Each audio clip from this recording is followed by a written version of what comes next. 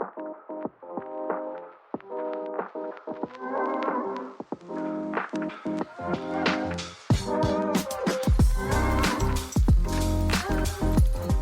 hello, and welcome back to the madness. How do you like that one? I don't know. Sometimes I try things on for size, you know, a little catchphrase here, a little something, something there.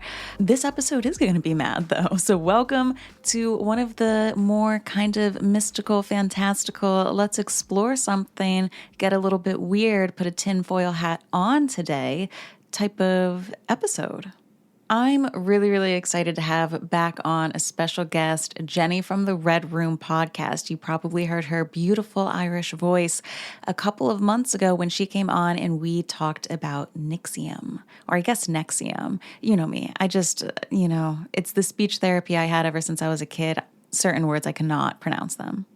And I actually went over on her podcast on Red Room and we did blind items on billionaires. So, the Zuckerberg, the Bezos, the Musk, the Musk of everything. And that was really fun. And I wanted to have her back this week to talk about the ocean.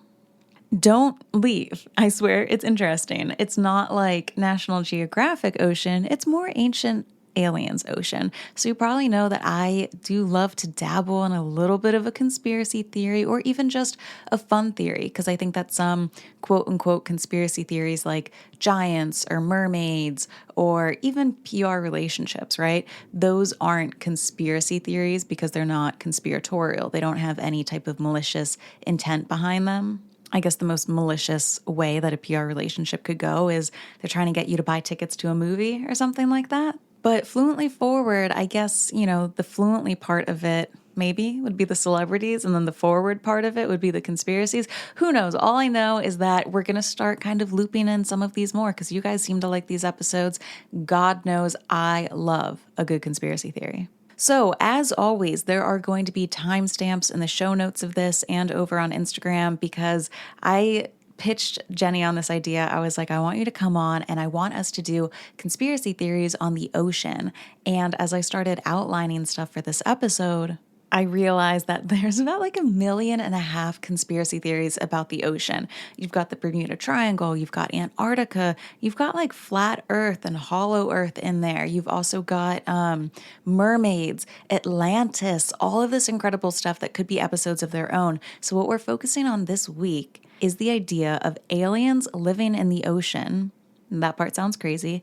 And UFOs being in the ocean. And that part's real, and the government has recently been declassifying documents talking about USOs, unidentified submerged objects. So Jenny and I talk about a host of things in here. Once again, feel free to check out the timestamps. We talk about kind of our fear of the ocean, why people have certain phobias of things in the ocean. We talk about the Mariana Trench and just how deep it goes. We talk about who's been to the bottom of the ocean. We talk about governments, both the U.S. and Russian, declassifying information, talking about the Lake Baikal incident, stories of aliens in the water, stories from U.S. Navy, folks on Navy ships and fighter pilots talking about UFOs that they've seen. We dive into Antarctica and the treaty around it. And then, of course, your girl, Ghislaine Maxwell. She does pop up in here because wouldn't you know it, Ghislaine Maxwell had this weird obsession with the ocean and a nonprofit that she created around it and all of these master plans that she had. So we're going to get all into it. And without further ado, the lovely Jenny from the Red Room podcast. Hello, hello, and welcome back to Fluently Forward. I'm so excited to have Jenny on from Red Room for a second time to talk more about conspiracy theories and all the fantastical. So for anyone who didn't listen to, I think it was our Nixium episode or the episode you did that I came on where we did billionaire blind items, give a little bit of a description of like what Red Room is. Well, first of all, thanks so much for having me back. I'm so excited. Loved our chat last time. And people still always talk to me about that episode. They're like, I love that. And the blind items of billionaires. So Red Room is my podcast. And the easiest way I can describe it to people now, I've kind of got my sentence down, is just, It's a weekly rabbit hole. I love to go down a good rabbit hole. And it can be anything from like celebrity conspiracies to, like, I've started to do this series on kind of old American money families, like the DuPonts and the Rockefellers, and kind of going down the rabbit hole, exploring some of the conspiracies, also kind of exposing some of like the lies or like rumors that have been exposed around it too. So it's really interesting. It's exactly that. It's just like whatever rabbit hole catches my fancy that week, I go down it and I talk to myself for an hour, sometimes with guests when I'm lucky, but it's usually by myself. And your rabbit holes are incredible because you come up with concepts for both on the Patreon and then also the main. The concepts that you want to learn about is exactly what I've thought about. You were talking about the Tumblr generation and people who are kind of chronically online and what that means. You were talking about caller mommy and like online porn and things like that. So you just kind of go over all of these things that I've pondered in my head and I've wanted someone to do a rabbit hole deep dive on. It's really cool. Well, that's great to hear because that's basically why I started it, you know, because I think there's so many interests that I have, like these little rabbit holes. And, you know, I've also started a series where I like talk about some of the weirdest posts on Reddit. And a lot of my friends aren't that into Reddit or aren't chronically online or aren't into conspiracy. So I was like, I need to put this out here so I can talk to people who are into it too, because there's no greater feeling. It's like when you have like a TV show and you find someone else who watches it, it might be a bit obscure and you can talk about your theories with each other. When you find someone else who's into conspiracy or who's into whatever the hell else I'm thinking of, if someone else has like an interest in it or a theory, I'm like all ears. I need to hear. So that's where like, you know, I'm really into it. Like I've got a Discord with my podcast too, and like we're always just typing away about the different theories of stuff that we've come up with. So it's great fun. It's so fun. I know what you mean. It's so fun meeting people who are into conspiracy theories. I've been going to a lot of weddings this summer as the guest of my boyfriend. And I guess he's kind of told his friends a little bit about what I do with the podcast. But people kind of know me as the conspiracy theory girl. But I wouldn't want to be known as anything else because then a couple of drinks in at the wedding, Sweet Caroline is playing. And one of his friends come up to me and he's like, I know you talk about pedophiles on the podcast. This song was written about an 11-year-old girl. And then another friend comes up and he's like, have you heard about this Mars thing? And I'm like, this is all I'd want to talk about anyway. So it kind of skips the bullshit and gets to the fun stuff. I love that you embrace, you know, I always say I embrace my tinfoil hat. And I also have a theory that like, no matter how much people are like, I don't like conspiracy theories, I'm like, there's something that you like, you know? So I like to get people on as well. Like some of my friends who maybe like, outwardly you wouldn't think have any interest in any of this stuff, but you know, I'll start talking to them. Like I had my friend James on recently and like he's never someone you would think would be into conspiracy, but he loves Princess Diana. So I was like, we're having that conversation and he knew so much. I was like exposing his ass. I was like, you know, so much. Like if you believe every conspiracy theory, you're a sucker, but if you don't believe any at all, you're a fucking idiot. You know, like you truly think that the government, like it's been proven so many times throughout history that the government has lied, and there's still people walking around today going, but I'm sure they're fine now. And it's just like, get your head out of your ass. Like 100%. I think you're stupid if you don't believe in any. Well, I mean, it's two sides of the same coin. You know, it's like you're just on the other side where you believe what you completely trust, like the government or the official story that's been told you, or you know, and then when you look at like the amount of things that people would consider to be a conspiracy before it was exposed to be truth, like something like MK Ultra, like if before that was exposed, someone said to you, do you know like the government experimented on people's minds with hallucinogenics, and people would be like, you sound insane, but it's literally true. There's people who've come out. It's like it's not a theory anymore. It's a genuine conspiracy. So I think you always have to question. And my thing is like on the podcast as well. Like I make it very explicit when I'm talking factual and when I'm like entertaining or flirting with the conspiracy theory, because you do have to be careful with that. You know, you have to like make sure to draw the line, because otherwise I don't want to be the next Q out here. Well, that's the thing. I'll spread shit that isn't true. Like I find the idea of flat earth so fun. Like I don't believe it. I do think that the earth is round. Although I will say, I was looking up, have you seen those TikTok videos where they're like, I was today years old when I found out that the earth isn't perfectly round. Like it's a little bit misshapen. No. Just mass wise. Yeah. So like they've done studies and it's a little bit like misshapen in these videos. so it's not a perfect circle. But then you go to NASA and you look at photos of the Earth from space, and I'm like, that's a perfect fucking circle. And then I'm like, that's also weird because there's no way, nothing man-made is ever perfect. You know what I mean? Like the rings in a tree or the veins on a leaf. It's always a little bit asymmetrical. Makes me feel better about my face. But then I'm like, it is weird then that it's like a perfect. Anyway, no, I believe that the Earth is round, but will I look at photos of people depicting it being flat and the ice wall? And I'm like, yeah, of course I'll go down that rabbit hole. It's fun. Yeah, I think so too. I think you can flirt with a conspiracy theory without being radicalized. And You I just think can't marry it. Yeah, exactly. You know, it's your side bitch.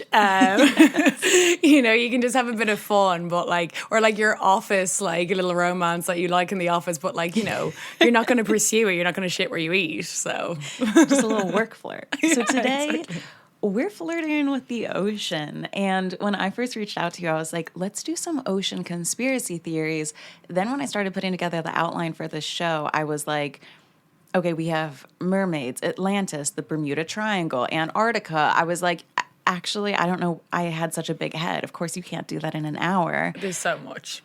So I was thinking we could talk about this theory that aliens are living in the ocean and that UFOs are most likely USOs, which are unidentified submerged objects going underwater and flying in the air. And we'll talk about, you know, the flirty parts of it, but also how the government has admitted to this recently. So before we get into it, what have you heard about these USOs and aliens being in water? I mean, so much. First of all, obviously I run a conspiracy podcast, so I unfortunately I find myself in these conversations a lot. Like you're saying about being being a wedding guest. Yeah, I find sometimes like I have to bite my tongue a lot because I'll be in a very casual conversation and someone will bring up something very lightly about something, and I'm like, okay, am I gonna open that can of worms? But also like my personality type finds it really hard to like hear someone like relay the official version of events without having like any form of like, well, did you know in 1962? And then I'm like, oh God, I'm so embarrassed. My it's always boyfriend's 1962, by the way. Always. Something about that year. I know. But when it comes to USO, so I've watched so many documentaries on like UFOs, all that kind of stuff. Obviously, it's my bread and butter. And I'm always down to watch a new theory. And I watched a couple over the last year that really went into the whole USO thing. And it was nothing that I had ever really heard of before, but it was one of those theories that like the more I thought about it, the more it started to make sense to me. Today's episode is brought to you by VB Health, because if you are seeking protection from a raging yeast infection, or perhaps you would rather have halitosis than bacterial vaginosis, or perhaps you sometimes forget that you want to be soaking wet, go check out some of these products from VB Health, okay? They have a supplement called Soaking Wet, and it's made from thousands of probiotic strains, and it helps you get head, neck, and brain. It is really just a little bit of everything for total vaginal health, whether you want to up the ante in the lubrication department, or maybe you're battling some sort of chronic infection or anything like that. Go check it out, okay? It's formulated by medical doctors at VB Health, and they want to increase your vaginal wealth. So you can visit soakingwet.com and use the code FLUENTLY for 10% off. And while you're on that website too, they also have a variety of tons of other products. Yes, they have sexual health products. That's Soaking Wet. I also encourage you to check out the lovely supplement Load Boost, but they also have items for daily health, for gut and immune health. If you're looking for some sort of superfood powers, or maybe you want gummies to help you sleep, ashwagandha, things like that, go check it out. Soakingwet.com, code FLUENTLY for 10% off. And click into place. And I was just, my mind was blown open. I also, you mentioned Atlantis earlier. I did an episode on the pod about Atlantis with Megan. I know you've had her on your podcast, fellow Irish girl. Love her. She's great. Yeah. And, we were talking about Atlantis and how when you look at what Plato wrote about Atlantis, it was always that they were these like higher adapted beings, that they had like really high technology, that even like their like ethics and their laws were like way far surpassing what even like Plato had at his time, and it was thousands of years before him. So there's always this link between the extraterrestrial or the unknown with the ocean, and I think that's what I've always been so interested in and why I was so excited to do this topic, because you know, when you look across cultures, there are so many like myths and legends around like these beasts living in the sea. And when you look at it from the perspective of possibly being extraterrestrial or alien species, it starts to get a little bit spooky because the consistencies are hard to ignore, right? Yeah, and I think about that all the time. All of these ancient civilizations and cultures, anything that existed before the internet, where basically someone in Brazil could not relay information to someone in China unless it took like a matter of years, you know, sometimes even before ships. And you go through different drawings and writings, and all of these people all across the world on their own are describing creatures that look like dragons, sometimes fire breathing creatures like these lizards. And they're also describing civilizations like they came from the water, or and they had this, or we knew that they existed. And I'm like, what are the odds that like, you know, all of these 9 civilizations back in the day without speaking to each other were writing about the same stuff, and what, it was just all fake, like they all happened to do it for fun? Like, you kind of have to like look into it. There must have been something there. Well, like also what's really strange, and I was only talking to my boyfriend about this recently, I went through a big like phase of like really being into the pyramids, dark time. I don't know what, like it was all I could talk about. As you can tell, I'm a joy to live with. But like, you know, when you start looking at something like the pyramids, it's really hard to contextualize how long ago that was. And I think that, you know, even though I love history, I studied classics, you know, it's very hard to actually realize that, like, even the likes of Plato, like that was thousands of years after the pyramids. So we tend to think of ancient civilizations as this one homogenous kind of time frame, but they, like, the Egyptians would have been ancient to them. You know, well, when we would think of building the pyramids, obviously the Egyptian, like, you know, that went on for years after. But, you know, there's so many different lines. And even like in Ireland, you know, we have a monument here called Newgrange, and it's older than the pyramids. And it's really bizarre to start thinking of that. And then when you think of all the stories, so these stories have lasted thousands of years, and when there's consistencies, and allegedly none of these civilizations would have spoken to each other, specifically when you look at like Ireland, or I know there's a lot of like Aboriginal drawings. I think they're the oldest cave drawings ever. Like they would have had zero contact with Egypt, or you know, with Greece. So why are there consistencies with what they're drawing? Like there's those cave drawings from Aboriginals, which is like, looks like little men in rockets. Like, it's hard to ignore when you really look at them. But it is one of those things that when you bring it up at a wedding, you do seem insane. So I know. You have to wait until people have had like at least 4 drinks, and then you're like fun. But I know. If people are sober, then you're crazy. You take a breath and you look around the table and they're all just like, you're like, oh, okay, there's no backpedaling now. Yeah, we're gonna go dance now. We're gonna go hit the dance floor. Bye. And we'll get into this too, because those drawings of what looks like people in rockets or people wearing helmets, that does come up with USOs. Just some general facts about the ocean before we go into this. Because the ocean in general, it's just such a beast. And I think there's a reason people are drawn to it, the same way that we're drawn to space, because, you know, there's this common theory that we've only explored 5% of the ocean. I will say, I think that stat is incorrect. Most reports now say that we've explored 10 to 20% of the ocean. But still, we do know more about the surface of the moon and Mars than we do about the surface of the ocean floor. And I've always just wondered, it's on our damn planet. Like, what are we doing? Yeah, I mean, it's mind blowing to think that like we can send someone in to like, send them to the moon, but like to the depths of the ocean, allegedly we can't. I just don't know whether I buy it or not. Then it makes me question the moon. I was watching this whole TikTok video where, and this is what people at straight up NASA say. I'll have to do a episode on this once. They say, we'd love to go, this is a direct quote, we'd love to go to the moon again, but sadly that technology doesn't exist anymore. Apparently they've lost the mathematical equation. Did you hear that? So like that's what they say. They're like, and we just can't do it. But wow, what a good thing that we did it back then. That never ever makes sense to me. I'm like, how are you able to send these like, you know, other spaceships off to Mars? And I mean, you're able to drone bomb another country, but what, you can't send a little rocket up to the moon? I thought we were supposed to have a hotel there by now. That's what I thought when I was younger. I heard we were having hotels up there.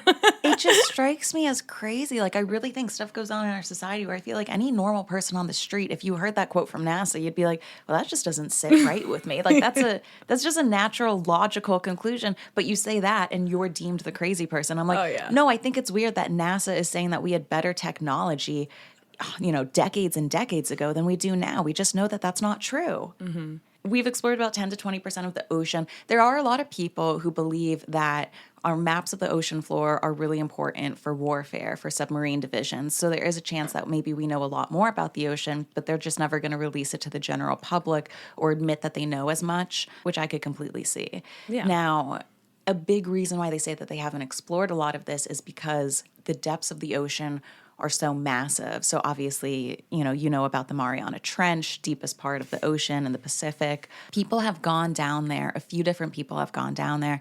What's interesting is that they have reportedly found plastic bags and candy wrappers at the bottom of the trench. To me, that seems like a PR move. Mm-hmm. Like, it seems fake. But this, I have to say, like, when we started talking about doing this topic, I said to you, I was like, I've always had this weird, like, fear of the ocean. And I remember when it started. So I remember I was in, I think it was like second year in secondary school. So I would have been like, 14 or so.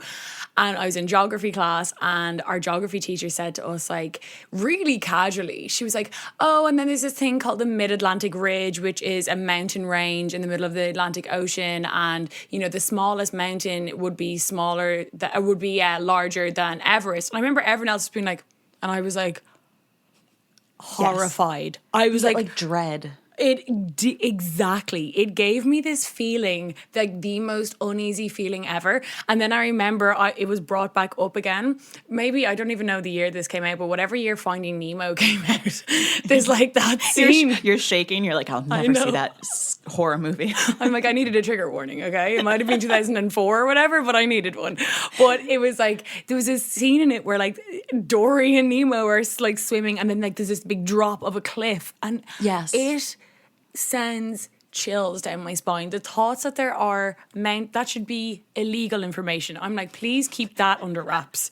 Like, I need that classified. Yeah. Have you heard of thalassophobia or whatever? I've heard of that, and I also have this other fear that has spawned from that very traumatic moment. It's called submechanophobia. Do you know what that is? Is that of seeing animatronics in the water?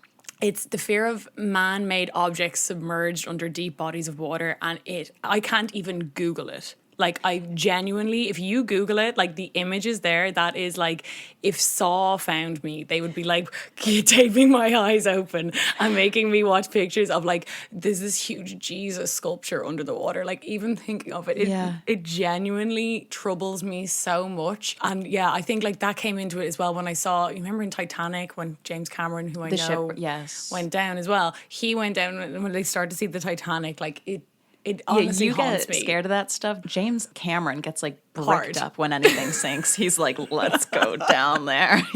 He's like, I want to poke around. But I have the same fear as you. Tons of people do. There's this subreddit, and sometimes to give myself heebie-jeebies, I'll look at the photos. I truly think we don't belong in the ocean. Mm-hmm. I don't even like being on boats. I just think it's not meant for us. We can't survive in it. We shouldn't be funking with it. Mm-hmm. That being said, I'm a hypocrite because I want people to research it. I'll post some of those photos on Instagram with a cover slide so it doesn't trigger you, but we can see if other people have this phobia. Yeah. And I do think it's interesting where phobias come from. Have you heard of trypophobia or trypophobia? Shannon, I'm not joking. That's in my notes here. I literally have the exact same fucking note as you were saying. Like, I swear I have trypophobia, and how it's like basically, if anyone doesn't know, it's like the fear of like small clusters of holes, and apparently it goes back to like dangerous, it's disgusting. Like, it's so gross. Like, I don't so much hate the like honeycomb. I know some people have it of honeycomb, but I hate like tadpole kind of things, like Eggs, like the idea of eggs, or when I cut open a bell pepper and all the seeds are in there, I can't look at it. No, Like it's my skin's disgusting. starting to like tingle just thinking about yeah, it. no, it's real. I remember I saw an image when I was kind of probably unsupervised online when I was younger, and it was like, it actually still haunts me. And I'm like 32 years old, so this was probably about 16 years ago, if not longer. I can't really do the maths. I'm not great at it, but it was a long time ago. No, actually, it's probably nearly 20 years ago now that I think of it. I'm like, how old am I again? And it was like a nipple. And like, you know, like the pores of a nipple, it had eyeballs in it. Did you see that back in the day? It was so disgusting. And it haunts me. It's like singed in my memory, in my frontal lobe. If I look at my own nipple and the No, things it's around it, I'll disgusting. be like, get that shit away from me. Put a bra on now. I know. I'm like, double mastectomy. But like you said, but it's like you said, like that comes from an evolutionary thing. So Exactly. being afraid of the water, it just doesn't make sense, right? Like even if I don't know, even if I see pictures of space, I couldn't exist in space. I couldn't live in it, but I don't have a phobia of it. I love those photos. Exactly. So it's just interesting to think at the end of the day, I think intuition is powerful. I think your gut reaction, there's reasons for it, even if we don't consciously think of what they are. Well, like, I mean, haven't they like pretty much scientifically proven that generational trauma is real? So, and that you can have like trauma, like literally in your cells from what has happened to you. Like I always say that Irish people have a lot of generational trauma from being colonized, being like one of the oldest colonies of the UK. And that is why, you know, there's obviously like a joke around Irish people drinking so much, but really when you look at it, that really comes down and is like ingrained in us from coping with being like a colony and a really, really abused colony from the Brits. Fuck the Brits. JK. But you know what I mean? So like it surely if those things can affect you like at a cellular level, you know, if you're looking at when myths and legends began, which is thousands of years ago, why do we have these myths like teaching us not to go into the forests or not to go into the oceans? But we don't really have anything about like not looking to the stars. If anything, we looked to the stars and out to space for answers, and it was always thought of as like a positive place. So I had that note too, where it's like you don't hear people with like a strange fear of space. You hear people with oceans, though. Absolutely, it's a creepy place. Well, it's funny you mentioned that. There's this rule in the Bible that you can't draw what you see below the sea or above the sky. So this is Exodus 24. And it says, "You shall not make for yourself a carved image or any likeness of anything that is in heaven above, or that is the earth beneath, or that is in the water under the earth," which... too late. We already did that. You know what I mean? But it's weird that there would be something like that in the Bible. It just doesn't really make a lot of sense. Not at all. Like, I mean, what they had no business in the oceans. You know, they didn't really seem to care. But it's, again, when you look at the Bible and the history of that, it's usually like they're taking from other religions, other beliefs, and like writing down things, and then they're repurposed as like something like Christianity. But, you know, when you look at a lot of religious texts, they all have similarities as well. And it's kind of more of a human experience, if anything, taught through different maybe mediums. But there, you know, again, it's like the similarities between myths and legends. When you look at the similarities everywhere, it's like surely humanity's trying to tell us something with that, you know? Yeah, yeah. So there's a lot of similarities too between the ocean and space. I feel like people think of both of them. Also, when you think of what's something that's alien, it's something foreign from a different world that you couldn't exist in. So technically, like I think that you could qualify the ocean as like an alien world, right? Like it's a bunch of things existing in it that we don't know what they are. We can't exist down there. We cannot survive in it. I would classify it as a different world because what's a world if not something that you live in and survive in? So there was this theory going around. And it was a rumor, to be honest, on TikTok. But I mean, how fun is it? I want to flirt with it. I'm going to spread it. And it was basically saying that NASA, well, here's the quote from someone on Reddit, and it goes, "I ran into a guy who works at the VR department in Facebook some weeks ago. I've never met anyone who works there, and I was very intrigued, so we talked a lot. We didn't just talk about Facebook. He was 100% convinced that one of the reasons NASA went to space is because they found something in the ocean that terrified them so much they wanted to get off the planet. He told me to Google it if I wanted to read more about it." And then this TikTok went crazy viral. There was a rumor saying that NASA started off as a company that was going to explore the ocean. They found something and they're so dangerous that they switched their brand or their motto, and they said, actually, we're going to explore space, because they wanted to get everyone the fuck off the planet after they saw what was in the ocean. It's a fun rumor. Yeah. But, you know, it's not true, because NASA actually replaced another company that was exploring the atmosphere. And the whole point of NASA basically was to like own the Soviets during the Cold War and compete with space technology and flaunt our dicks and say that we landed on the moon. Yeah. Did we? No, I'm just kidding. All of that stuff. But it's very interesting that people believe it. And I just think, too, even with blind items, like who believes what, I think it gives a good general pulse of the zeitgeist of what people are thinking. Today's episode is brought to you by DraftKings. It's the most wonderful time of the year, holidays on the house at DraftKings Casino. With this season's offerings, you'll unwrap everything on your list: exclusive games, huge jackpots, and exciting rewards. DraftKings is offering a warm welcome to new players with $100 instantly in casino credits with just a $10 wager. Plus, everyone can get in on the action with a holiday reward every week. So sign up with code FLUENTLY, because the holiday cheer is here, only on DraftKings Casino. Gambling problem? Call 1-800-GAMBLER. In Connecticut, help is available for problem gambling. Call 888-789-7777 or visit ccpg.org. Please play responsibly. 21 plus. Physically present in Connecticut, Michigan, New Jersey, Pennsylvania, West Virginia only. Void in Ontario. Eligibility restrictions apply. New customers only. Opt-in required. Casino credits are non-withdrawable and expire in 168 hours. Terms at casino.draftkings.com/promos. You know, like if I do a blind item saying Cara Delevingne did coke, everyone believes it. If I say Emma Watson did, people go, blind items aren't real. And it's like, well, you're saying that because you have this preconceived notion of who Cara and who Emma are. So when people believe a rumor like this, it shows to me people don't really trust NASA, and they think that both the ocean and space, there's some funky stuff going on. Yeah, well, it's like confirmation bias, right? It's like if you are already don't really like someone or already think something about someone, if someone repeats something about that, you're way more likely to believe it and spread it, just like we do with our conspiracy theories. But, you know, and I love that you say that as well, like it's a rumor, it's fun. Like whenever I'm talking about conspiracy theories, someone will be like, did you hear of like blah, blah, blah, blah, blah? And they're like, no, where did you read that? And I'm like, pretty sure it was a Reddit comment, actually. Probably not the best source. But did I believe it? Absolutely, because it's like confirmation bias, you know, and you know, but like it's true though. It's like it's the reflection of what people are willing to believe, because deep down they are skeptical, and you know, what are NASA doing? What are all those people doing that big building? Like, we don't know. Like, surely for the amount of money that they're not going to the fucking moon. I know. I thought they'd be back and forth. Like, I remember when I was younger, my dad literally told me there was going to be a hotel on the moon, and I've never recovered. He was like, we'll be going on holidays there. And I was like, amazing. Like, we don't even have a Concorde anymore. If anything, we're regressing. But also, like, yeah, and people are like, let's go to Mars. It's like, but the moon's right there. Like, it's a lot closer, and apparently we already did it once. I know. And then have you heard of all those reports of people who've been on the moon saying that there's like there's camps on the dark side of the moon, and that there's like all these structures on the dark side of the moon? And I'm like so fucking horny right now. Tell me more.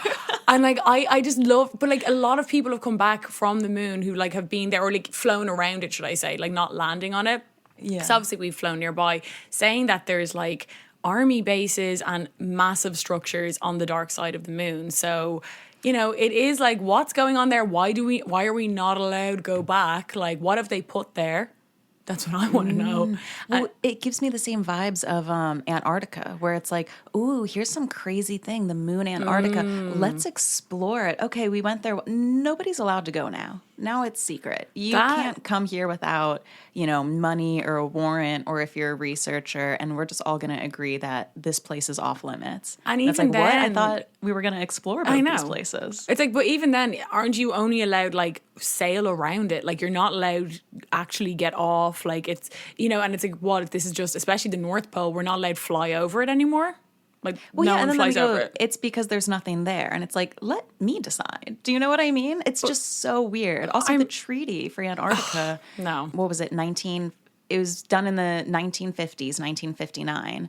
And this was before internet. So like it's pretty, to get every single country to like agree on this one treaty, it's got to be a pretty big fucking deal for it to be something. So many resources and time were developed for all of these countries just to sign a treaty for ice that nothing exists on. Why would you spend all of that money and time in the 1950s getting universal agreement from every single country just to say that it's ice and there's nothing there? It's like, but isn't like a large part, if not most of, I'm not sure, I could be wrong, someone can correct me, but like of the Sahara Desert also just nothing?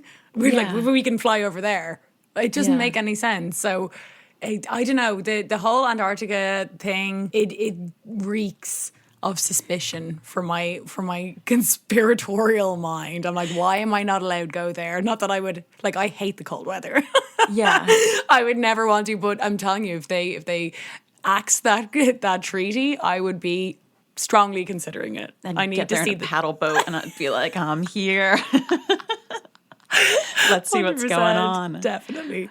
Okay, well, so we were talking about, all of these ideas of what is in the ocean, things like that. There was, it was good news for conspiracy theorists everywhere because basically a couple years ago, and this happened at different rates for different countries, information started to be declassified, admitting proof of USOs, which are unidentified submerged objects. And I don't know why everyone in the world wasn't like, we did it, we're finally talking about it.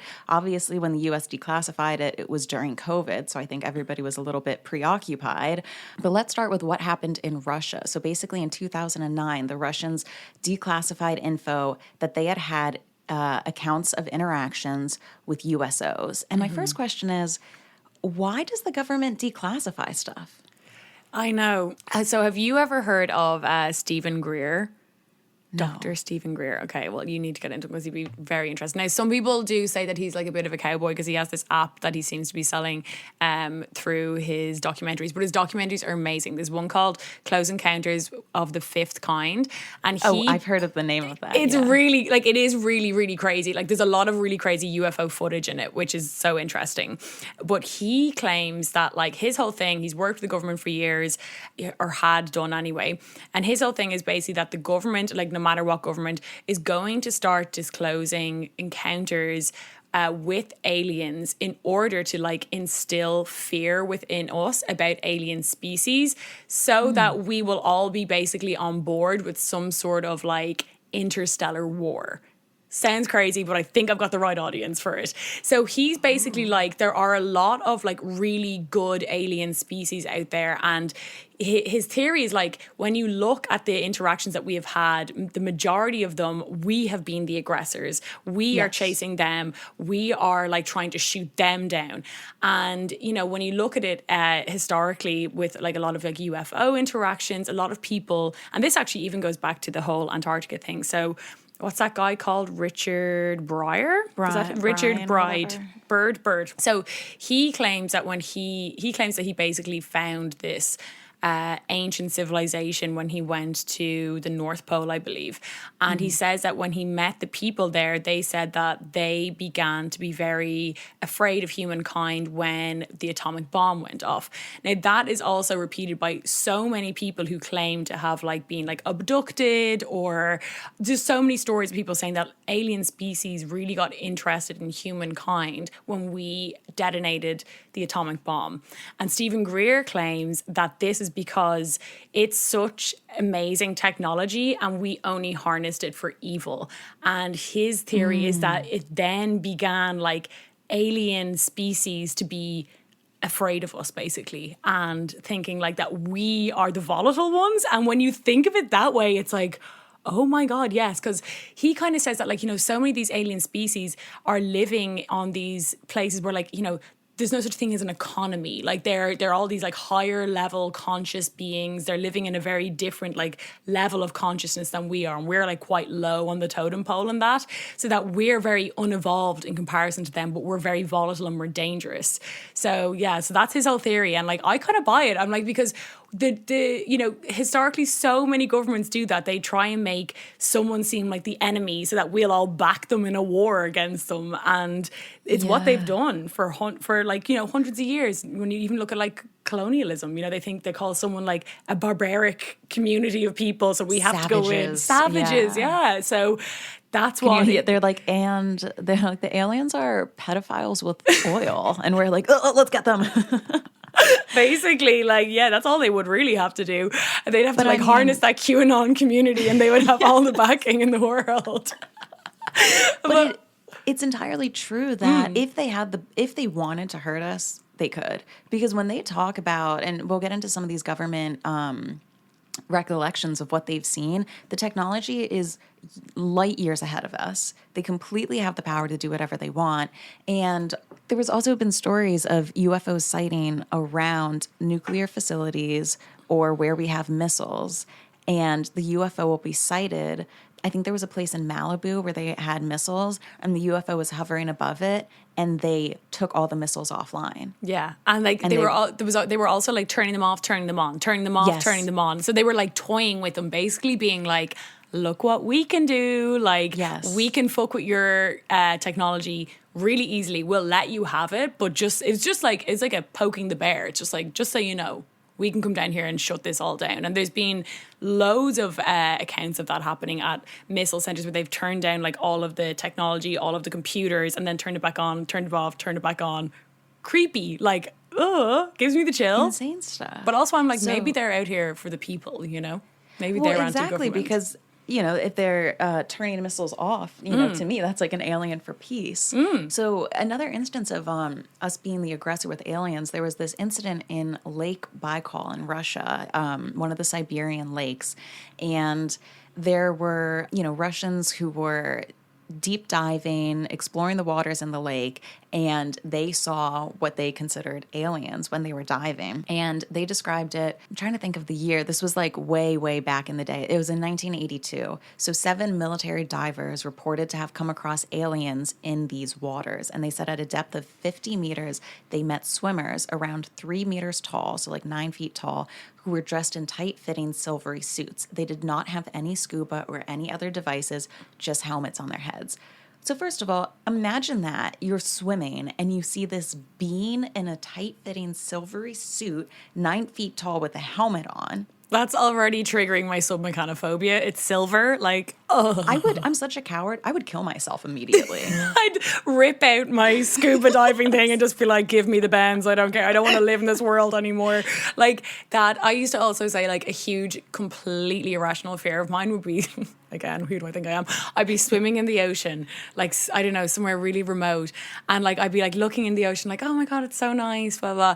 And then all of a sudden, like, it'd be really dark underneath me and it was a whale underneath me. And the whale would start to get closer and it's so big I can't get away. Like the thought actually, and like whales are beautiful creatures, don't get me wrong. But do I also think they're kind of alien? Yeah. Like, have you seen that movie Whale Rider? I think it was like a New Zealand actress or something. She rides the whale. I'd be like, no. No. With its slippery barnacles that like live on it. No, like I can't. But these people, what are they, 3 meters tall?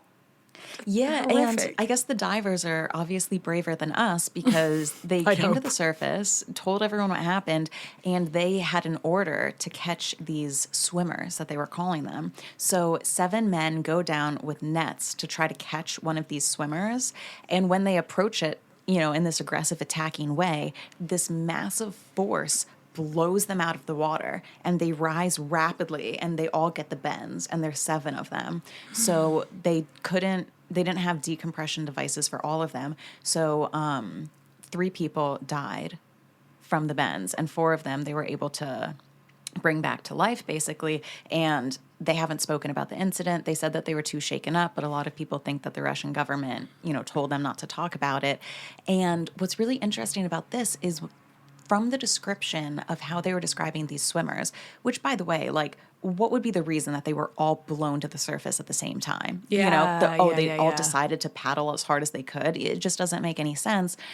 But there's 2 weird things about them. One is the way that they describe it with the helmets on their head. We have ancient drawings of what looks like people with, you know, a helmet around their head. And some people were thinking, is this a helmet to go to outer space? But now it's like, what if it's a helmet to breathe underwater? So that's one thought, you know. And then the second, the suit that they had, or, was it a suit? They were just saying that it looked like they were wearing a gray, silverish, tight-fitting suit.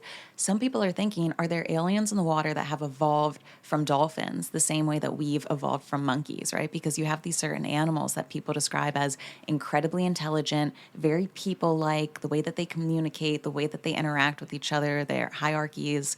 And then what if there's an entire other species? I mean, I think this one's off the wall, but so fun, that evolved from dolphins. And that's why we call aliens the grays. And they're always described as these gray beings because maybe dolphin skin. Well, I mean, look, dolphins are great and all, but there's something evil behind those eyes. I do think like they know more than we think. Like they do. There's a glint in their eye that I'm like, you're a psychopath. Like there's something in them. Yeah, I know. Yeah. Like what? And then I remember I was in SeaWorld once before they were cancelled. Okay, I was only 10. Don't cancel me. But I remember like there's all these like nicks on them. Like all these like in their skin. And I remember the guy was like, oh, they like fully fight with each other and like cut each other open. I'm like they come across like hee clapping my hands or my fins or whatever, but they're not. Like they're like fully raping each other and killing each other. Like, okay, what the actual fuck, you psychos? I mean, they're just like us. I know they are, and like I feel like they also embezzle. Wasn't there a cartoon? I can't know. This is so bad. I'm referencing something. I can't remember what it was. But wasn't there like? Was it in Rick and Morty or something like that where they actually showed like the dolphins like taking over the world, like they come out of the ocean and they're like they're so evil. Was it in like The Simpsons or something? It was something like that. And I remember being like, honestly, T, like that's probably gonna happen. It's like it's always the ones you least expect, and we're always like dolphins. Like when I was a kid in the 90s, like everyone was obsessed with dolphins. I'm like, it's probably a psyop to make us all like willing to bow down to our overlords, our grey overlords, the dolphins. Totally, dude. Propaganda all the way. Everyone with the dolphin tramp stamp. It's like, it worked on you. Yeah. Have you heard of the incidents in Brazil with USOs? No. Tell me. Oh my God. So crazy. So I wrote this down this morning because I remembered it. I watched it it was on a Netflix documentary. It's called like some sort of like declassified UFO thing, really, really good. So in 1977, in this place called Colares Island in Brazil, it's basically like very close to near the Amazon. So it's not like a very populated region. I think it only has like 2,000 people in it. There was a fisherman going out to sea. But before he could board the ship, and he was with a load of friends, he basically looked across the ocean and there was like a bright white light beaming out of the ocean up to the sky. And they were like, what the fuck is that? And then a huge like object hovered over the light, which apparently would look like the top of an umbrella. And the light and the umbrella seemed to like communicate with each other in some way, and then it went on for like a couple of seconds and then it like shot out of the air. And there's actually so many cases in Brazil, and like a lot of people think if any country is going to start to declassify anything about USOs, it's going to be Brazil, because they don't really have like a stake in the game as like the US and Russia and like the rivalry and all that kind of stuff. Do you know how in YouTube comments with like pop stars, everyone's come to Brazil? They did that with the aliens and they were like, all right. Yeah, the aliens are like, hello, we're here. You told us to come. You wanted us to come. So basically, apparently over like the next few months, this happened every single day, that a different object would come over this part of the ocean and communicate with this light. And they were all different shapes as well. Like some of them were like diamond shapes, but they were like colossal and huge. Yes. And like it's really well known. So then there was another one that happened. Oh, sorry, it was the same one. And apparently the ships then began to follow the people in the towns, and it seemed to like stop in front of them and observe them, and they would send a beam of light down onto the people, which apparently caused like superficial injuries and stinging. And the weirdest thing is, when they went to the doctor for this, all of the people who claimed to be like touched by this light were then diagnosed with a really rare form of anemia. They were sucking the iron out of them. It's like, I don't know what they were doing, but they didn't have anemia before they saw the UFO, and then they had anemia. It's so freaky. So then like there was a guy like 20 years later, so in the 90s, there was this like admiral like kind of Brazilian military guy. They had like ships basically based off the coast, that they were on like submarines, that they were kind of like trying to figure out what the fuck was going on, because there was like an actual operation. It was called like Operation Plate or something, and they've taken loads of films, they've taken loads of pictures of this. They're all on file somewhere in Brazil. Who knows where. But he says that one night when he was out on the ship, he saw a huge UFO that was like 100 feet high, like all the way in the distance, like hovering over the ocean. And then a little door opened and a being came out of it dressed in silver, and like, it levitated over towards him on the boat, stopped like a couple of meters in front of him and just stared at him, and then like whizzed off, and then the whole thing disappeared. And this is like right before he died or some shit, he said this stuff. And it's always before they die. I'd be like, what did I do wrong? I'm like, why aren't you taking me with you? He levitates out, he looks at him, he goes, mid. And then he goes back to the spaceship. I know, but I'm like, come on, Brazil. Like, give us the tea. What's just so crazy is that all of these people are written off as crazy, but we have had UFO sightings so many places from so many people. And the thing is, now we're starting to get footage of it, and people still complain, right? They're like, it's always filmed on a potato. But now we have the actual government, even the US government, releasing footage that has been found. And we have different Army pilots and folks in the Navy who are coming through. So I'll be posting all of these videos up on Instagram this week when this is released. But the spaceships, or sorry, UFOs, USOs, whatever, some of them look like Tic Tacs. Some of them look like, you know, classic UFO flying saucer shape. Some of them look like upside down pyramids that travel in a triangular formation, like fuck me up. And some of them are. Today's episode is brought to you by Kickoff. We are all trying to survive the holidays, and if you have your credit working overtime this season, you can make sure that you've got a plan to build back credit fast after the weekends with Kickoff, the #1 credit building app in the App Store. Their plans start at just $5 a month, and there's no credit check, no hidden fees, and no interest. One of my personal favorite things about Kickoff is that you can build credit with your rent. It's called their rent reporting feature, and I just think that's incredible. I love that something like that exists. And if your credit is under 600, you could jump like 28 points in your first month. So if you want to help your credit survive the holidays, do so with Kickoff. For a limited time, get your first month free. Go to getkickoff.com/fluentlyforward today. Hurry for a month of free Kickoff without the C. Get KIKOFF.com/fluently forward. Must sign up via getkickoff.com/fluently forward to activate offer. Offer applies to new Kickoff customers first month only, subject to approval. Average impact of 28-point increase in first month based on Equifax Vantage Score 3.0 changes for Kickoff customers with starting credit below 600 who have made their first on-time payment between January 2021 and March 2024. Payment and credit activity outside Kickoff can have an impact on your credit. Terms and conditions may apply. Offer subject to change. Individual results may vary. Or up to 40 feet long. And like, which is insane. The thing that always convinces me about when I start to think of USOs, right, is that one thing that always kind of confused me about like UFO sightings would be just like, why are they so interested in us? Like, and also, you know, if we've got all these different types of, allegedly different types of aliens and different types of ships, in my mind, I would be like, okay, they're from different areas or different planetary systems. That's what I think too. Like, I just can't, I'm like, so they're the diamonds, they're the Tic Tacs, like, I'm like, the I already. Gemini cabin, and, you know, this one is the Myers-Briggs crew, and this one is a, you know, They're ENPFs. Yes. Clearly. They're organized. Yeah, exactly.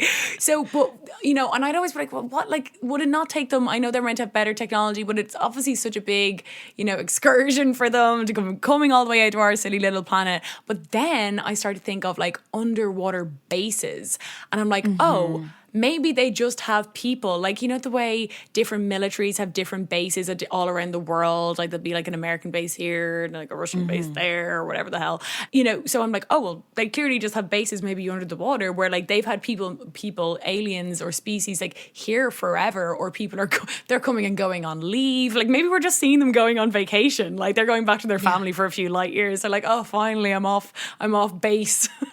And we're like seeing it. So that to me is more convincing, that I'm like, oh, they're just kind of based here somewhere. They're not like constantly coming in and out. They're observing something within our world. They're observing us and what we're doing and keeping an eye on us for some reason. Well, we have exact proof. We have proof now of videos of pilots seeing this, Navy pilots, and they've said, quote, every day for at least a couple of years, they saw a UFO sighting.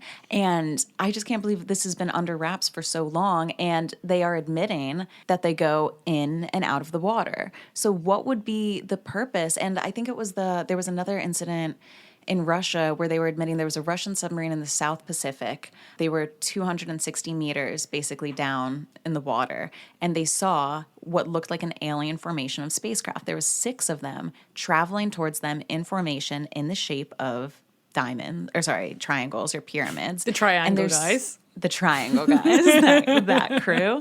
And their speed was over 265 miles per hour. And they were like, this is insane. So when the submarine slowed down, so did the 6 crafts. And then the captain ordered an emergency surfacing because they thought they were going to get attacked. And through the periscope, they said that they saw the 6 crafts still in formation come out of the water and fly away. And this is the government saying it. Do you know what I mean? So, like, you can't call it a conspiracy theory anymore. The government's now talking about it and admitting it. So, like, we need to be talking about this stuff like it's just news to be talked about. Even, like, all of these army people are admitting, they're like, yeah, if I'll tell you over beers that I saw this, but, like, if there wasn't anyone else on the ship or with the plane with me, I wouldn't say anything because I would sound insane. Well, like, even that Richard Byrd guy, like, after he found allegedly all this crazy stuff in the North Pole, like, apparently he went back to the American government and, like, tried to tell them, and they basically said, like, we already know, and they silenced him and told him, like, to shut the fuck up forever because, you know, he's not allowed, like, talk about this information that he's found. So yeah, it's like I always am just like, how long have they known?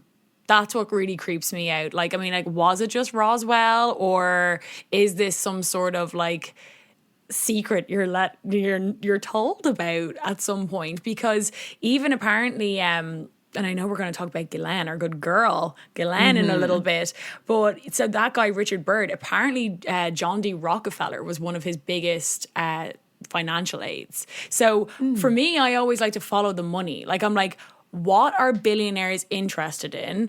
Why would they have interest in that, and why are they funding it? Like, why is there's children, there's hot children, I know, there's little sexy kids. It's either that or it's about preserving their, like, money, right? It's one or the other. So, yeah, or their life or their riches or something. Like, you know, you've got Elon Musk, who is putting so much money into SpaceX. They've all the other billionaires are, like, interested in, like, freezing their bodies, or they're interested in eugenics, or they're interested in, like, funding exploration and, you know, space exploration or under the sea exploration. So it's, you know, anywhere that their money is touching, I'm going to be skeptical about what is in it for them, because, like, I do think that their motives can only be nefarious, if I'm honest.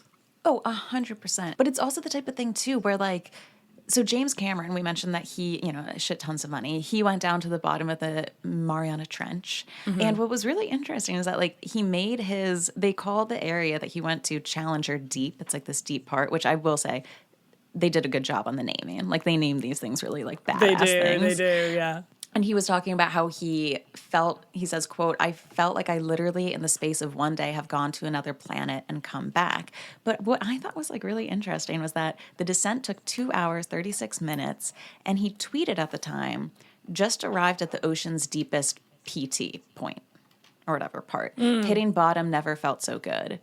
And I'm calling bullshit on that. Like, I was just in New Hampshire the other weekend and I couldn't get connection, but at the bottom of the Mariana Trench or whatever, you can. Like, that just doesn't make sense to me. Like, there's so much shit that these people do where I just feel like, not even as a conspiracy theorist, just as, like, even a 6-year-old with a brain would be like, that doesn't make sense. Or even everything with Antarctica. It's like, yeah, let's explore all of our world. You can't explore this part. Well, why not? Like, yeah. It's just a simple question. Why can't we explore Antarctica? Why can't we fly over this? You're not giving me a reason. You're just saying no. It's like when your parents say you can't have a sleepover and you're like, well, why not? And they're like, because I said so. And it's like, but what's the reason, you know? Yeah, you're not my real dad. Like, Exactly. stop it. But also, you're so right, though. It's like, how are you tweeting that? Because, like, genuinely, like, the room I record this podcast in doesn't get Wi-Fi sometimes, and it's in my fucking apartment.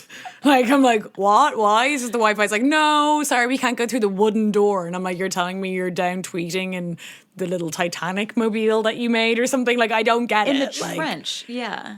Like, which is insane. And then also, too, when they're like, we found a plastic bag down here, and then they go, we're going to research on it later, but yeah, it's like a candy wrapper. I'm like, show us. If you grabbed it, show us the candy wrapper. It's just all of these little things where it's like, I'm not even trying to be a conspiracy theorist, but these are like very simple questions that just aren't being answered.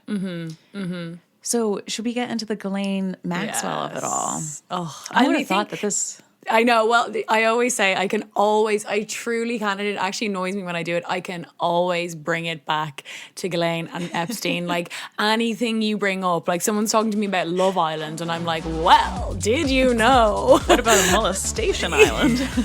Like, seriously, I'm like, island? Okay, let's go. Like Little St. James, you know? Could we do an association? Could we each give each other one random word, and you have 3 tries to try to get it to Jeffrey or Ghislaine?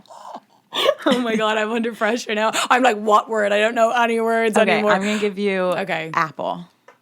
An apple. Mm-hmm.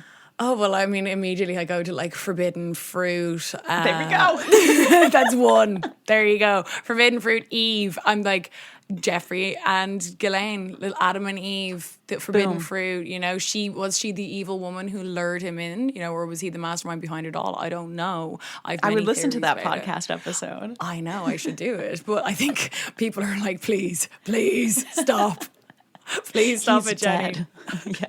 No, but seriously, I mean, but you can genuinely always link it back. But I think a lot of people don't know about her fascination with the ocean. Like it was definitely swept under the rug. Like, and it sounds boring on paper, but when you really start to look into it, and as I said, follow the money, like.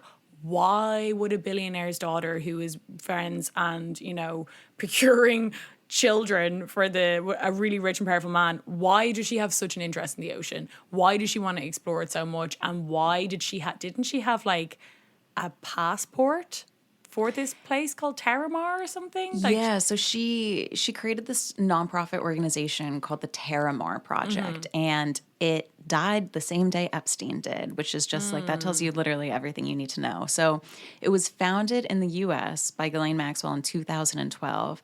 A sister organization was made in the U.K. in the next year after, in 2013. And it announced that it was closing July 12th, 2019. And it was this insanely bullshit nonprofit organization where she would speak about it. She was speaking at a Council of Foreign Relations, all of these things. And according to tax filings from 2013 to 2017, the organization gave out no money in grants. So it was this nonprofit organization that was billing for all of this work that was being done and collecting money, but it didn't do jack shit. So there was like one thing that they did. They helped organize the March for the Ocean in Washington, D.C. That was like always a campaign. A march. I know. Like, it's always a march. What the fuck? And then they did a partnership with a luxury bedding company on a collection of water-inspired sheets, pillowcases, and comforters. So like that's all the Terramar Project really did. Merch. She has like no experience as an activist. Her only method, the reason she loved the No ocean shit. so much No was shit, because she's of not. yachts. Oh yeah, people are like, can you believe she's not an activist? Strangely enough, Ghislaine Maxwell was not an activist. Like, what? Now she's cancelled. You're QAnon. It's not true. So she said that through boating, she got her inspiration for the foundation, which is just like so fucking insane. She's like, oh, I love the yacht. Like, I love being out in the ocean with Daddy on Lady Ghislaine. Like, of course you do. So messed up. And she had this weird, sick fascination with yachts where there was this one person, Craig Tafofa or whatever, who was a captain of one of Les Wexner's yachts. And apparently Ghislaine was like so bricked up to get on this yacht. He says, quote, Ghislaine would always call me and say, I'm coming down to use the boat with some friends. And I would always tell her, I have to call the owner. I can't just let you on the boat. And she would never show up. She did that half a dozen times. And in talking to a guy who worked for him, he said she does that all the time. She does it when she's in front of her friends and she wants to brag that she can go use someone's yacht. And apparently this lady was just obsessed with trying to get on yachts. I Like mean, not it even doesn't to surprise use me. them, just to like be on them. Yeah, she just liked being on the ocean. Like, I mean, but to me, it always like the ocean thing. Always, okay, I said earlier I can bring back everything to Jeffrey Epstein. I can also bring back everything to Scientology, and obviously, famously, well, I don't know if it's famously or just to me, but L. Ron Hubbard, when he started Scientology, he started on this like fleet of boats, and he would like sail the world on these boats and like training people in Scientology. And to me, it always gives me the vibe of, and again, this is my theory, but I have read it in a few Reddit comments as well. So there are people who share my theory. But like, it's like, you know, you always hear there's no laws on the ocean. You're like in the mid, like, I don't know if you've ever looked into the amount of people who've been murdered on cruise ships, and it's really, or like have gone missing while on cruise ships. And it's really hard to, investigate, because there was one case, and I can't remember the person's name, but this girl basically disappeared on a cruise ship, completely disappeared. And it happened, I think, in the Caribbean, but she was a US citizen, but like they couldn't, it was really hard to get like different police forces in, because you're in the middle of the ocean, there's no police force. And it's not about like what country you're closest to. There's all this weird loopholes and red tape over like how to get it investigated. And, you know, they always say that like the perfect place to murder someone would be on a cruise ship, because like, A, it's really easy, just like, well, nudge them off board. Or like there's also like, it's very hard to, you're never going to find the body, you're in the middle of an ocean, there's no police. By the time they can actually get a search force out there, you're gone, and like there's no murder weapon. But like that's what it makes me think of, like L. Ron Hubbard. Why did he have all these people out in the middle of the ocean? Because he was, well, A, probably avoiding a lot of tax. He didn't have to pay tax because he wasn't living in like a country with a tax system. He was taking money from people. But then also when I think of like Ghislaine, and I think of her, you know, having like basically trafficking children, you know, the island was protected to an extent because it was a private island, but were they making some sort of like future plan for when they couldn't have that island anymore? Like, did they want some sort of like, you know, place? Because wasn't this Terramar place, I believe she actually made it like a country or something, and you could get like passports, or that was one of her goals. Like she wanted to make it like a territory. So I'm like, were they looking to have some sort of place in the middle of the ocean that wasn't going to have any governance or laws, where they could basically do whatever they want, and it was going to be funded through this activist organization that's, you know, on the surface all about like saving the ocean, when all they do is basically make merch and do go to marches and organize a march. Like, well done, Lady Ghislaine. But it always creeps me out, like that's when the billionaires are interested in the ocean. To me, the first thing that comes to mind is like they're avoiding something, like offshore accounts, laws, whatever it is. You can really go down the rabbit hole there, and trust me, I have.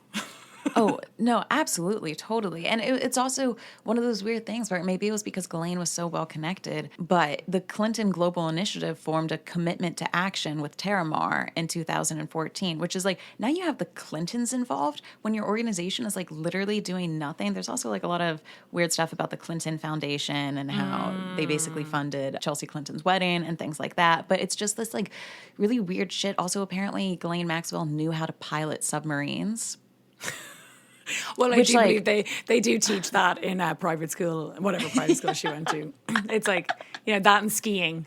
They're two huge things you can. They're like, would you like to take the submarine or the skiing lessons? And she's like, Daddy, the submarine. I want to go out and Lady Ghislaine with you and bomb whatever the hell he wanted to bomb. Like, who knows? Like, wasn't he a spy for like Mossad? A lot of people think that. Yeah, and the Russians or something. Like, at one point he was a spy for both sides. Like, really weird shit. He was a dark man. Insane stuff. So yes, so she knew how to pilot subs, and she began deep sea diving. And then she said that she discovered all of this human-made debris all over the ocean floor, and she was like, we gotta start, you know, what's going on. And then this is really funny. 4 people remember Ghislaine Maxwell talking of journeying to the center of the Pacific Ocean in an attempt to find, she said, Amelia Earhart's plane and body. And Ghislaine Maxwell is obviously evil, but I gotta say that's like a pretty metal as fuck mission. Like that would make for a great HBO movie. Like I would watch it. Like, right? honestly. When I was a kid, I was obsessed with Amelia Earhart. I used to wear like swimming goggles and be like, I'm Amelia Earhart in her plane. And then this is the craziest thing, the last thing about the Terramar project. So the tax returns of the project, once again, between 2013 and 2017, shows that the organization received $196,000 in public support, but they paid out in expenses more than $600,000. So they said that the organization was doing all of this. They filed for accountants and lawyers, all of these billing hours. And it's like, why are you using all of these lawyers and accountants if you're not doing anything for the organization? Mm-hmm. So like nonprofits, like to have your, profit be in the negatives for so years because you're spending so much, but you're not raising anything. And the amount that you're spending isn't going to a single grant. Like, it just doesn't make any sense. Yeah, no, there's nothing good that comes from Terramar. Like, it's on the very best case, it was like tax avoidance. And in the very worst, it was something so dark and seedy that we'll probably never find out. Because I'm pretty sure, and I can't remember where I read this. Again, sometimes there's too many sightings in my mind. I'm like, oh, there's too many documentaries that I've watched. I can't remember which one's which.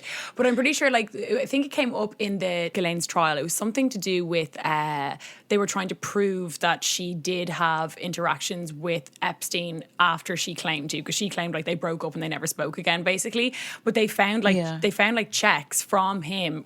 I think it was like 2 50,000 checks or something like that when she was setting up Terramar, and that was in like it was after that anyway. So it was like he had involvement in it. So for him, there had to be something in it for him to be giving her money for it, right? Because historically, that's the only reason he gave her money, really, was either like for procurement for girls or access to wealthy people or access to whatever she could arrange for him that he could profit from. So, it's just creepy. I don't know what she was doing there, but I kind of want her to make that documentary about her doing the Amelia Earhart thing. Like, I think James Cameron would be in on it. Today's episode is brought to you by Mint Mobile. Friends don't let friends overpay for wireless, so you can say bye-bye to your overpriced wireless plan and switch to Mint Mobile. I feel like just because everyone in the world has a phone now, you'd think that phone plans would also be pretty easy to come by and pretty low cost, but they are ridiculously expensive, and this is a fantastic deal for Mint Mobile. They are here to rescue you and your squad with premium wireless plans that start at $15 a month. They all come with high-speed data and unlimited talk and text, and they're delivered on the nation's largest 5G network. So if you want to get this new customer offer and your new 3-month premium wireless plan for just $15 a month, go to mintmobile.com/fluently. That's mintmobile.com/fluently. Cut your wireless bill to $15 a month at mintmobile.com/fluently. There's a $45 upfront payment required, which is equivalent to $15 per month. New customers on the first 3-month plan only. Speed slower above 40 gigabytes and unlimited plan. Additional taxes, fees, and restrictions apply. See Mint Mobile for details. He'd be going alongside her in his little... He arrives at Terramar and he's like, there's Starburst wrappers everywhere here. We gotta clean it up. I know. I'm gonna tweet about this. I'm like, what is this? Like human debris. It's like, he's finding all the sweet wrappers. She's finding, I don't know, plastic bags. It's like the great conspiracy of the messy underwater aliens who believe in littering. It's just so fascinating. You wish, like, going back to the Lake Baikal incident in Siberia, it's like if aliens are going to blow anyone out of the water, you wish it would have been Ghislaine and her sub. And they're just like, oh, this is. They're just like, let's just avoid her. We're not getting into that mess. Like, yeah. So, I mean, and sadly, I don't think we're ever going to find out anything about Terramar. No. I mean, she's in jail. She was moved to a facility, I think, in Florida. A low security one, right? Low security where they offer classes such as yoga, pottery. It sounds, if you're going to stay somewhere for the next 30 to 50 years, it sounds like a pretty nice place to live, or a place that's very relaxed, and maybe she will die. Yeah, my prediction for Ghislaine is that I think she is going to probably be in jail for like how old is she? She's 60, right? She turned 60 during her trial. I'd say she'll be in there for like 5 years, and then they're going to try and get her probably taken out and under house arrest for like some sort of like health reason. Like they'll probably fake some sort of like she has Alzheimer's and it's all through the trauma of the case. And because there's all these like articles coming out that her lawyers are saying she's like, you know, her mental health. I mean, I'm sure her mental health has been through the ringer, but like, you know, obviously, but like, you know, there's a lot of news coming out that like she's suffering this way and she's found it very hard in jail. It's like, duh, that's the point. Like, it's not a picnic in your backyard. She's you know like, what I mean? where is the ocean and the yachts? Like, she's like trying to get on everyone's yacht and. She's like, it's fascinating too. I just think the psychology of someone who probably from childhood has been this completely privileged narcissist who's able to escape and avoid every single, basically there's no rules for you. You do anything wrong, time and time again, you've seen in your life how you can get out of it. To be in jail, it must just be messing with her head so much. It makes me delighted. Yeah, I wonder, like, she must have so much resentment towards Epstein, I'd say, because I think she will think like it should have been you. You know, she probably thinks she's only has been arrested and convicted because he killed himself. I'm using air quotes. So I think that like she'll just have that like bear that resentment for him, and she's the type that like truly has so much cognitive dissonance that I don't think she thinks she's done anything wrong, because she grew up in such a weird, fucked up world, and like her dad was probably getting her to do some really fucked up shit as well. She's been involved in it for ages. Her father was such an abusive narcissist, but also because she's just like a raging, like, I don't know, BPD narcissist. I don't know, I'm not a doctor, but there's obviously something like psychologically so wrong with her that she does not feel like she has done anything wrong. It's wild. Like, I don't think it's just like her lawyer's like motive to be like, you know, she's a scapegoat. Well, I think it would be... she thinks that. I think she really thinks that. I think it would be psychopathy or whatever, a sociopath. Because I think people with BPD would feel intense guilt and shame and kind of all of those emotions at a high level. And then narcissist, I think, is a subset, because I think narcissists, like, if you are a sociopath, you are definitely a narcissist. But if you're a narcissist, you don't always be a sociopath. Yeah. And sociopaths are the ones who literally do not feel guilt or remorse. Yeah, no empathy. Which is just like insane to me, because someone bumps into me at the grocery store and I'm like, it could have been my fault. You know what I mean? I don't know. It's absolutely insane. Yeah. So as we wrap up here, and we'll have to have you back for like so many more of these episodes, because it's just like anytime I start talking about conspiracy theories, I'm just like, oh, I want to do it for the next 3 hours. I know. What would be your prediction for the next couple of years? Do you think we're going to start getting that propaganda that aliens are evil? Do you think people are going to continue to not really talk about it, even though the government's putting out news? Yeah, look, I've been skeptical over the whole disclosure since they've got Tom DeLonge involved. Like, I do think that he has pretty much said, if anyone doesn't know, he was in Blink-182, and now he's like the head of this, I think it's called like... Committee or something. Committee, right? It's called like something... Enterprise, like something really weird name, but he's basically talking about like these genuine instances of UFOs that the American government are willing to disclose and say are real. And I do think, and he's pretty much said that he is kind of being used as a vessel for that because he's a celebrity. So they're using him as like a trusted voice, even though it's like, lol, the one celebrity you find was in Blink-182. Like, that's so random. Like, that's so random. It's like when they try to find a Republican celebrity and they're like, he's kind of a celebrity because like there's no one left or whatever. He's like gonna say it. Yeah. So they got Tom DeLonge involved. Who would have thought it? But, you know, that has always made me skeptical, because I'm like, anything they willingly put out that they've been hiding for so long, I always think there's a bit of a motive behind it. I do think, like, if anyone's looking for information on that kind of stuff, do watch some of Stephen Greer's stuff. I'm not saying I believe in all his shtick, but it's an interesting theory. And I think we're going to start, I mean, we've gotten a lot of alleged disclosure over the past few years, like the Tic Tac video, like they've pretty much said, like, we don't know what the fuck that is. But I wonder, are they just going to give us little bite-sized pieces that will satiate us, where, you know, the reality of what they know might be way more intense for us. But yeah, I think they'll keep giving us disclosures, but I don't think we're ever going to get, it's like Epstein. Oh, there we go again. I don't think we're ever It's like a tick at this point. But it's like Epstein is like, yeah, they'll tell us like, yes, Ghislaine's away, he's dead, Little St. James, we know that that's where it happened and that's it. We're drawing the line under it and, you know the truth now. And I'm like, no, we don't. We know the tip of the iceberg and we're not allowed to go to Antarctica to find the rest of the iceberg and we will never know. Yes.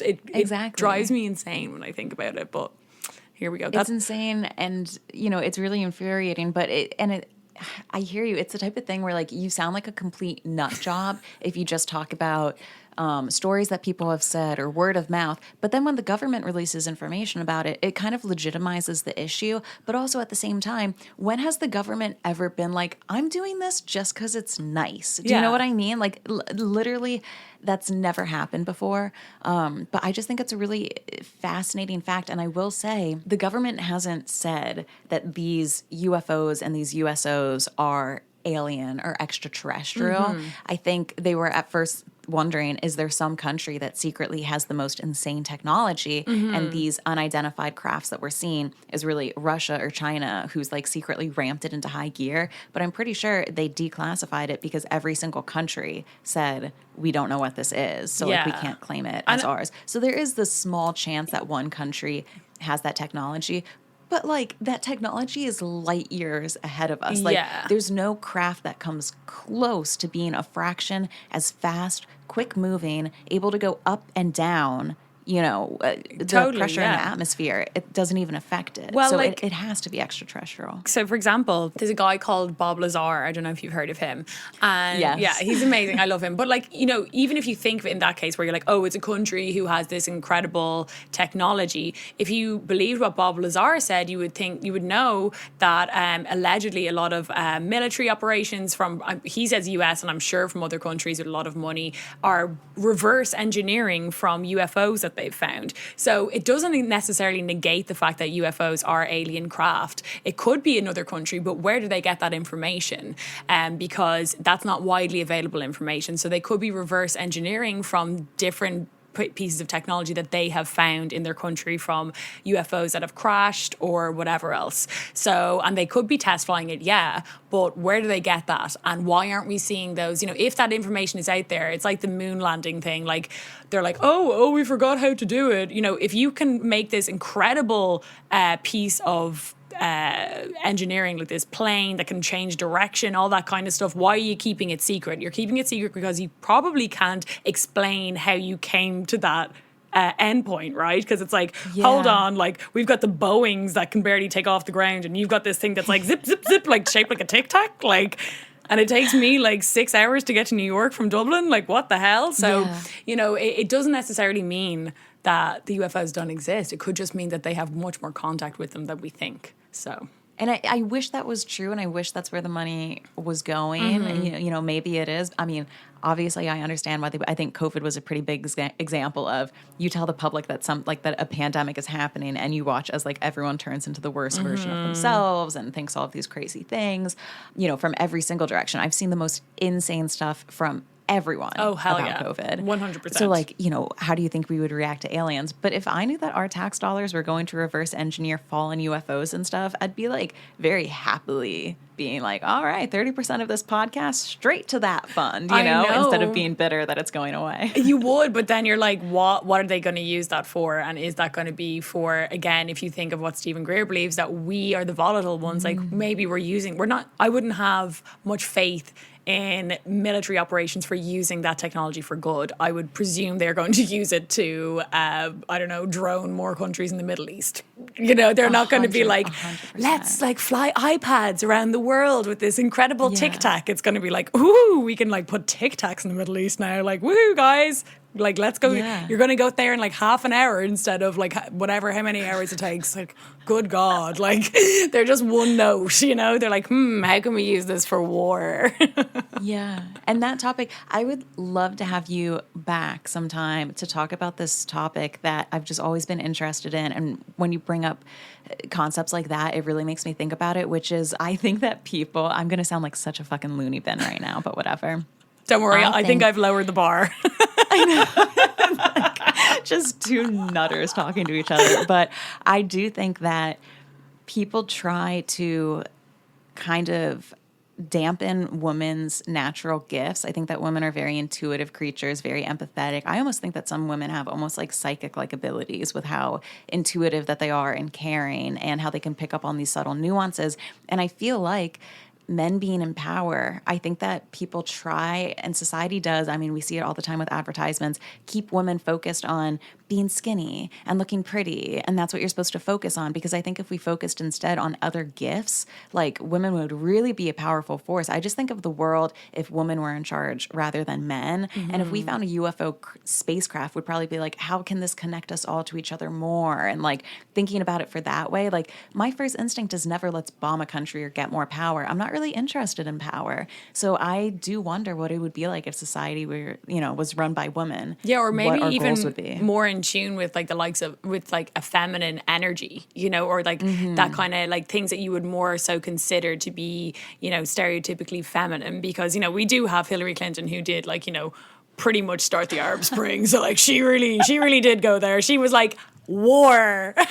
But if you look That's a much better way to think. Yeah, Ghislaine Maxwell is like but if you feminine think energy, of my it, ass. those are women who are very much would be considered to be, in tune with their masculine side or that kind of part of the brain, whereas, they're not in tune with empathy whatsoever. But that is kind of what Stephen Greer does talk about, which I find an interesting concept, that he's saying that these extraterrestrial beings or societies, like they are from a way more highly evolved place than us, where he even says like they don't even communicate with words, they all communicate telepathically. When you think of psychicness or that kind of telekinesis, that they are all things that would be typically kind of associated with the feminine and that kind of empathetic and psychic ability. So it's kind of like an evolution, but I do feel like that we are on that lower level, because we are always thinking about what are we going to, when we get technology, it's always used for the negative. It's never used to unite the world. It's always used to just like polarize different countries and make people think that each other are each other's enemies. And really, where has that got us? Absolutely nowhere. Like we went to the moon and we lost the fucking equation because we were too distracted with what the Russians were doing. Like, and here we are again, whatever, 50 years later, we're still completely obsessed with what other little humans are doing in their little country, rather than like, unite the world, guys. I know. Well, here we are. We have a good Irish-U.S. connection right now. I know, yeah. As together, always. there could be dozens of us.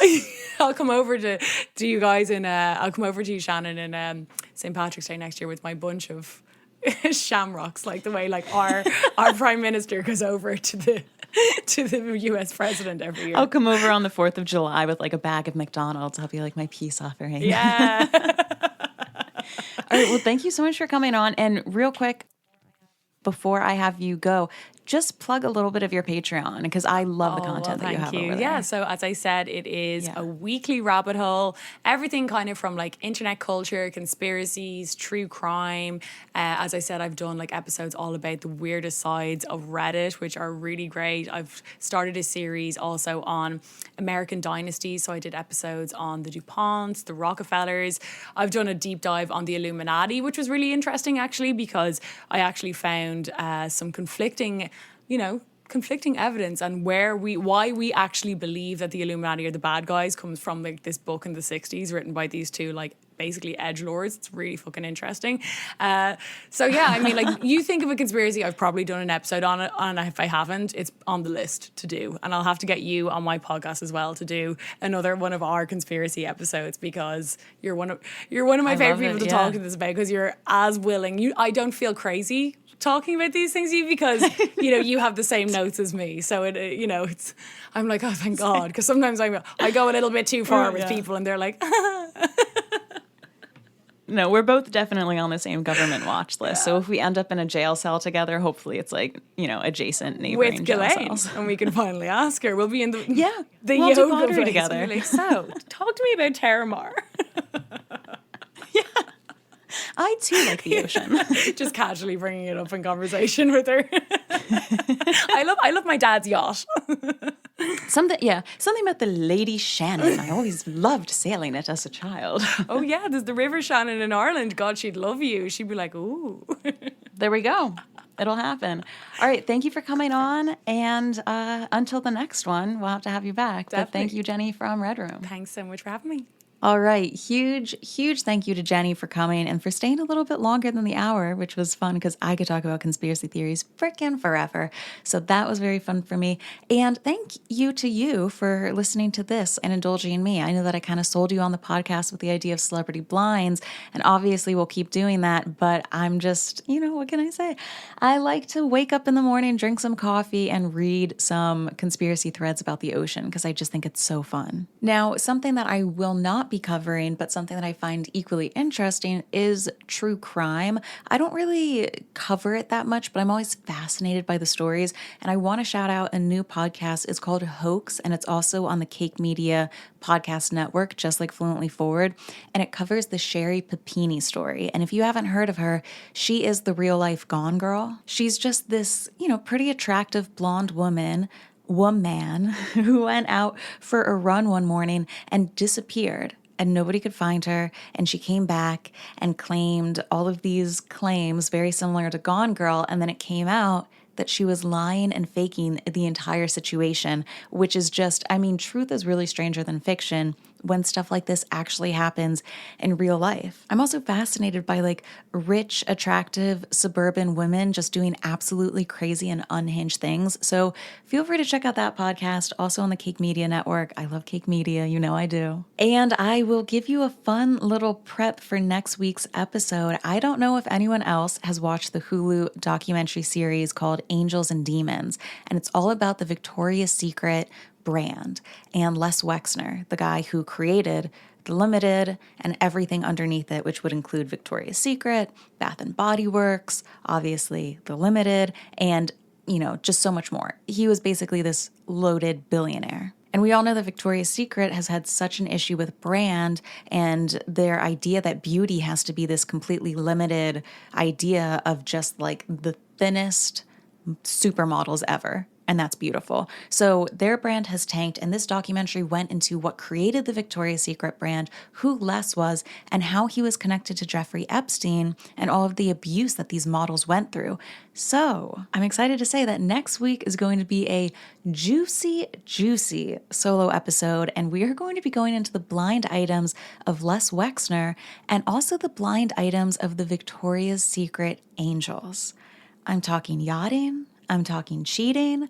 I'm talking crazy amounts of money changing hands. It's going to be really fun. So if you're looking for something to do over the next week before the next episode, go and check out the Angels and Demons documentary on Hulu. It's just really fascinating stuff, and I'm excited to do more of a deep dive on it. All right. Thank you so much for listening. Thank you for bearing with me this week too, as I have lost my voice, aka the moneymaker. So we're a little bit froggy, but I appreciate you listening as always, and I'm so excited to talk to you guys next week. Bye.